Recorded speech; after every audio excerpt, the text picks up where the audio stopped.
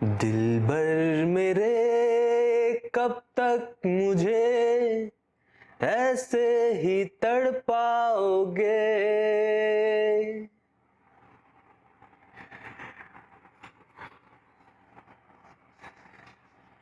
Okay, सो जिन लोगों ने इतनी सुंदर शायरी के बाद भी ना लाइक किया है ना सब्सक्राइब किया है, उनसे मैं बस एक ही बात कहना चाहूंगा, बुरा लगता है भाई, आप लोग भी जानते हो यार।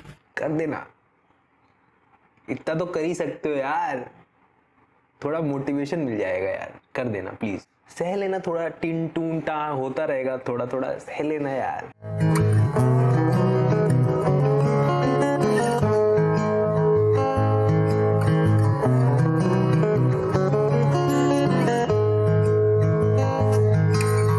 So in this second part, we will be discussing mechanics. तो मैकेनिक्स जो है बेसिकली फिजिक्स का एक अंग है। मैकेनिक्स जो है वो फिजिक्स का एक पार्ट है। इस पार्ट में हम बॉडी के मोशन के बारे में स्टडी करेंगे। मोशन मोशन चैप्टर का नाम आ गया दादा, चैप्टर का नाम आ गया। तो यहीं से अपना चैप्टर अब स्टार्ट होगा, अपना जो मेन चैप्टर है वो यहीं से स्टार्ट होगा। तो हम जो मोशन की स्टडी करते हैं वो बेसिकली फिजिक्स के मैकेनिक्स पार्ट के अंदर आता है। फिजिक्स में कई सारे पार्ट्स होते हैं, उसमें से एक है मैकेनिक्स। ओके, सो अब ये जो मैकेनिक्स है इसको भी 3 पार्ट्स में डिवाइड किया गया है। पहला पार्ट है स्टैटिक्स, दूसरा पार्ट है काइनेमैटिक्स और तीसरा पार्ट है डायनेमिक्स। अब ये स्टैटिक्स, काइनेमैटिक्स और डायनेमिक्स क्या है? अब मान लीजिए कि बंटी बबली के बारे में बैठा बैठा सिर्फ सोचता रहे। बंटी बबली के बारे में बैठा बैठा सिर्फ सोचता रहे, कुछ करे ना, चले ना, कहीं जाए ना, तो उसकी स्टडी हम करेंगे स्टैटिक्स के अंदर। बंटी हिल नहीं रहा है, उस टाइम पर हम जो स्टडी करेंगे वो हमारी स्टडी आएगी स्टैटिक्स के अंदर। दूसरा पार्ट हमारा है काइनेमैटिक्स। काइनेमैटिक्स मतलब बंटी दौड़ गया किसके पीछे? बबली के पीछे। बंटी दौड़ा किसके पीछे? बबली के पीछे। अब वो दौड़ा तो ये वाली जो स्टडी होगी वो आएगी काइनेमैटिक्स के अंदर। अब अगर मैं ये दौड़ने के बाद ये क्यों और लगा दूं, क्यों या फिर कैसे, कि बंटी क्यों दौड़ा और कैसे दौड़ा, इसकी रीजनिंग पे भी अगर मैं आ जाऊं तो वो रीजनिंग वाला जो पार्ट होगा वो डायनेमिक्स के अंदर आएगा। अब यहां पे उसके दौड़ने का क्या रीजन है, वो कैसे दौड़ पाया? प्यार नहीं बोल सकते आप। प्यार तो फिजिक्स के स्कोप के ही बाहर था ना, पिछली क्लास में डिस्कस किया था। तो प्यार नहीं बोल सकते, प्यार है, वो मोटिवेशन है, वो दिमाग में है, लेकिन असली में तो हाथ पैरों की जो मसल्स हैं उन्होंने फोर्स लगाया है ना, मस्कुलर फोर्स लगा तब वो दौड़ पाया। तो अगर हम फोर्स की भी चिंता करें और स्टडी करें तो उस स्टडी को हम करेंगे किसके अंदर? डायनेमिक्स के अंदर। बट इस चैप्टर में हमारा जो मेन कंसंट्रेशन रहेगा वो स्टैटिक्स और काइनेमैटिक्स समझने में रहेगा। डायनेमिक्स की जो चर्चा है हम वो न्यूटन लॉज ऑफ मोशन में करेंगे। एक चैप्टर आएगा अभी, न्यूटन लॉज ऑफ मोशन, उसमें हम फोर्स की चिंता या उसमें हम फोर्स की डिस्कशन करेंगे। यहां पे हम जो डिस्कशन करेंगे वो स्टैटिक्स और काइनेमैटिक्स के रिस्पेक्ट में रहेगा। स्टैटिक्स में हम उस बात को डिस्कस करेंगे और हम उस चीजों को डिस्कस करेंगे जो कि रेस्ट पे हैं या फिर इक्विलिब्रियम में है, हो सकता है कि बंटी के अंदर बहुत ज्यादा एक मोटिवेशन हो, एक बहुत ज्यादा अंदर फोर्स हो कि हाँ मुझे जाना है बबली से मिलने, बट उसके अंदर एक डर भी है। तो बेसिकली उसके अंदर 2 फोर्सेस हैं, एक वो फोर्स है जो उसको भेजना चाहता है बबली के पास और एक वो फोर्स है जो उसको डरा के रोक रहा है। तो मैं ये नहीं कह सकता कि बंटी इसलिए नहीं चल रहा कि उसके अंदर फोर्स नहीं है, उसके अंदर मोटिवेशन नहीं है। आप समझ पा रहे होंगे मेरी बात। बंटी के अंदर फोर्सेस तो हैं बट वो दोनों फोर्सेस आपस में नलिफाई हो रहे हैं और इसी कारण बंटी जो है वो बैठा बैठा सिर्फ हवा में ही ख्याल बुन रहा है। अगर मैं इसको फिजिक्स की भाषा में बोलूं तो statics is the study of object at rest और इन इक्विलिब्रियम। जरूरी नहीं है कि कोई फोर्स ना लग रहा हो, ऐसा जरूरी बिल्कुल नहीं है कि कोई फोर्स ना लग रहा हो। क्या हो सकता है फोर्स लगने की कंडीशन में? क्या हो सकता है? ये हो सकता है कि जो फोर्सेस लग रहे हैं, हो सकता है कि कई सारे फोर्सेस लग रहे हो, वो आपस में एक दूसरे को कैंसिल आउट कर दें, और कैंसिल आउट कर देंगे तो बॉडी मूव नहीं करेगी। तो इसकी स्टडी हम करेंगे स्टैटिक्स में।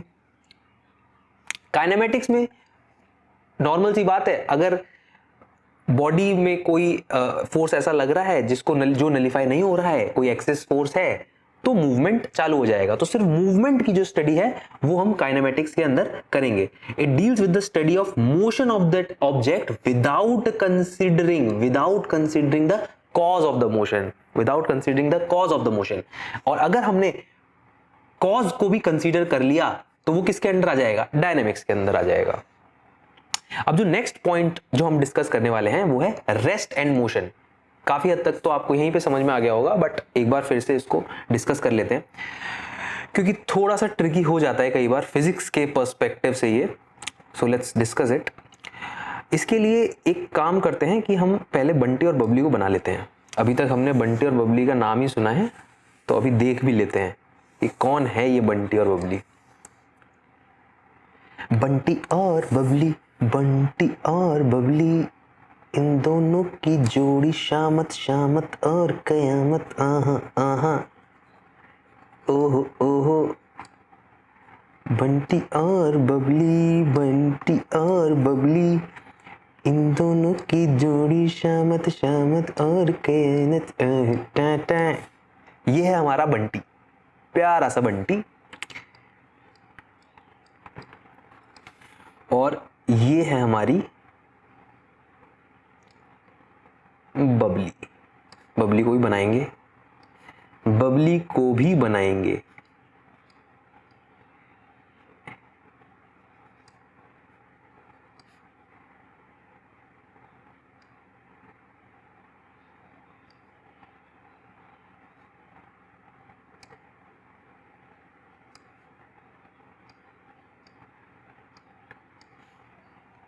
बबली के सिर पे जो बाल है वो हो सकता है कि फाउंटेन जैसे लग रहे हो आपको, बट सह लीजिए, थोड़ा सह लीजिए, ठीक है।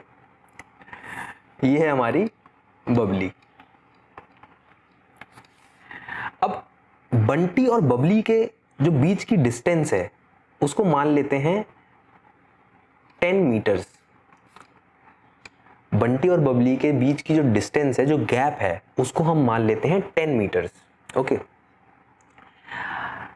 अगर हम सेम सिचुएशन को लेट्स से 2 मिनट बाद देखें और हम ये पाएं कि अभी भी ये जो डिस्टेंस है, इन दोनों के बीच की, वो 10 मीटर ही है, ना वो पास आए हैं ना वो दूर गए हैं। फिर हमने 5 मिनट बाद देखा, फिर हमने देखा कि अभी भी 10 मीटर ही डिस्टेंस है उनके बीच की। तो हर टाइम इंटरवल पे जब भी हम ऑब्जर्व कर रहे हैं बंटी और बबली की सिचुएशन, उनके बीच का जो गैप है वो 10 मीटर से ना तो बढ़ रहा है ना तो कम हो रहा है, वो ना तो बढ़ रहा है ना तो कम हो रहा है। तो इस बात से मैं क्या आइडिया लगा सकता हूं? क्या मैं इस बात से ये आइडिया लगा सकता हूं कि बंटी और बबली रुके हुए हैं? बंटी और बबली रुके हुए हैं, वो मूव नहीं कर रहे। हाँ, मैं ये आइडिया लगा सकता हूं, but there is a but and there is a big but. अगर मैं आपसे बोलूं कि ये जो बंटी और बबली की जो सिचुएशन आप देख रहे हैं, ये बंटी और बबली की सिचुएशन जो आप देख रहे हैं, ये बेसिकली एक ट्रेन कंपार्टमेंट में है। ये जो सिचुएशन है ये ट्रेन कंपार्टमेंट में है, और ये ट्रेन मूव कर रही है 90 किलोमीटर पर आवर से, 90 किलोमीटर पर आवर से। अब मैं अगर ये सवाल आपसे फिर से पूछूं कि क्या बंटी और बबली रुके हुए हैं, तो अब आप क्या बोलोगे? लगा शौक लगा। तो बेसिकली किसी भी ऑब्जेक्ट को ये कहना कि ये रुका हुआ है या ये कहना कि ये मूव कर रहा है, ये तभी पॉसिबल है, ये तभी पॉसिबल है जब हम कोई रेफरेंस पॉइंट माने, जब हम कोई रेफरेंस पॉइंट माने, जब हम कोई रेफरेंस पॉइंट माने। अगर इसको और आसान भाषा में बोला जाए तो रेस्ट और मोशन रुका होना या चलता हुआ होना, रुका हुआ होना या चलता हुआ होना, ये डिपेंड करता है देखने वाले के ऊपर, ये डिपेंड करता है देखने वाले के ऊपर। अब यहां पे एक तीसरा कैरेक्टर और मैं इंट्रोड्यूस करा देता हूं, शंटी। शंटी जो है वो हमारा बाहर खड़ा हुआ है, ट्रेन के अंदर नहीं है, ये ट्रेन के बाहर खड़ा हुआ है शंटी, ठीक है।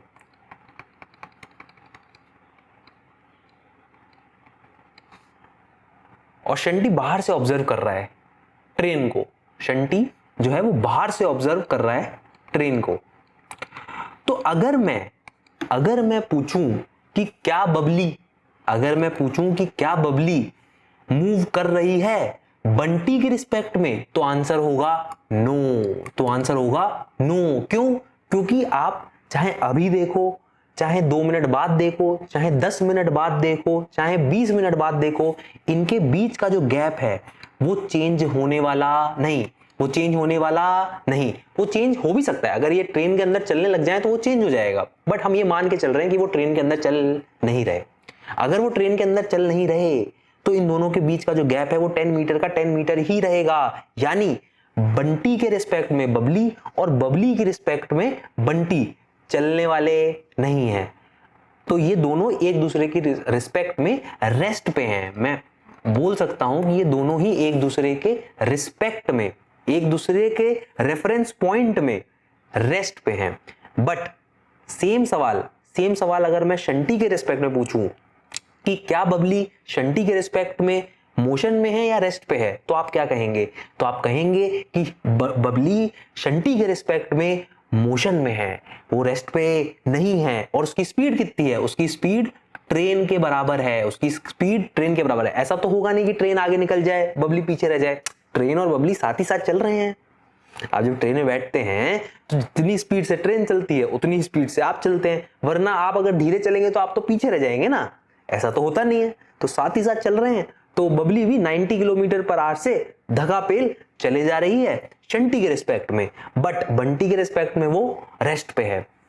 तो यहां पे आप डेफिनेशन पढ़ सकते हैं कि रेस्ट उस कंडीशन को बोलते हैं, रेस्ट उस कंडीशन को बोलते हैं जब आपका position with respect to surrounding change ना हो, जब आपका जो पोजीशन है with respect to surrounding change ना हो।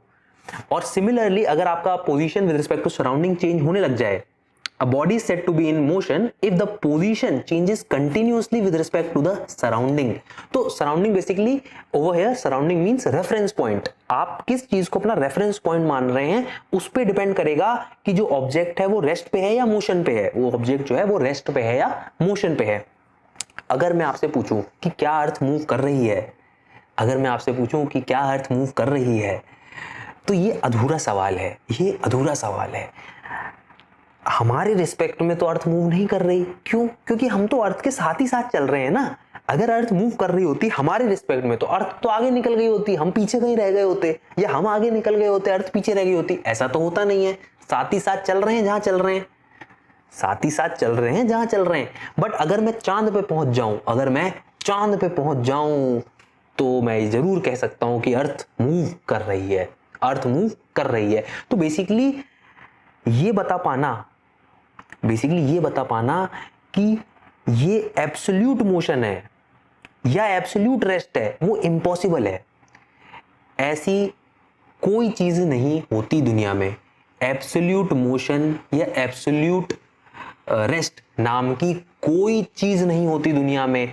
अगर आपने रेफरेंस पॉइंट बदला तो चलती हुई चीज रुक और रुकी हुई चीज चल सकती है, इतना जरूर याद रखिएगा।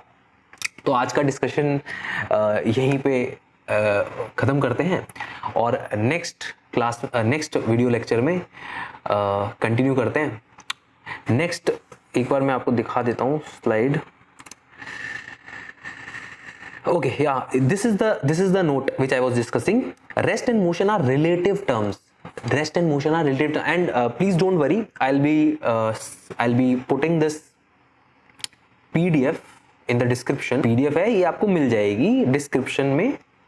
So rest and motion are relative terms. There is nothing like absolute motion or rest. जब भी आप फ्रेम चेंज करोगे ना तो हो सकता है रुकी हुई चीज चलने लग जाए और चलती हुई चीज रुक जाए. इसको याद जरूर रखेंगे, ठीक है. नेक्स्ट क्लास में हम डिस्कस करेंगे और छोटे मोटे पॉइंट्स जैसे point object, frame of reference. Frame of reference तो मोस्टली हमने अभी डिस्कस कर लिया है, फिर एक बार हम फिर से एक बार गो थ्रू कर लेंगे. पॉइंट ऑब्जेक्ट भी डिस्कस करेंगे. उसके अलावा टाइप्स ऑफ मोशन पे भी हम चर्चा करेंगे कि कितने तरह के मोशन हो सकते हैं, पॉसिबल हैं, उस पे भी हम डिस्कशन करेंगे. So this is all for this lecture, for this video. Let's meet in the next video. Thank you.